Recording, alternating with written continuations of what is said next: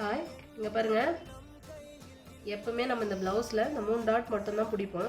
இப்போ எக்ஸ்ட்ரா வந்து இந்த ஒரு டாட் பிடிக்க போகிறோம். இது ஏன்னு சொன்னால் 40 இன்ச்சுக்கு மேலே வர இந்த ப்ளவுஸுங்களுக்கு இந்த மாதிரி 4வது தான் நம்ம இந்த டாட் பிடிச்சோம்னு சொன்னால் அவங்களுக்கு வந்து கப் சைஸ் வந்து கரெக்டாக உட்காரும்.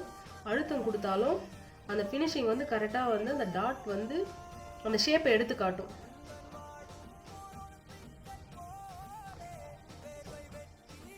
இதுக்கு நேராக இருந்து இதை எடுத்துங்க. இப்படி இழுத்தா இதுக்கு ஸ்டெடி நேராக வரும்.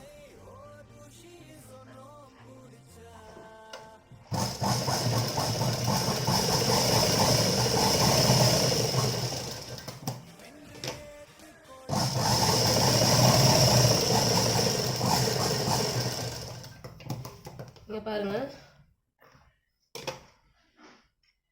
அந்த கப்பு சைஸ் பாருங்கள் எப்படி வருதுன்ட்டு.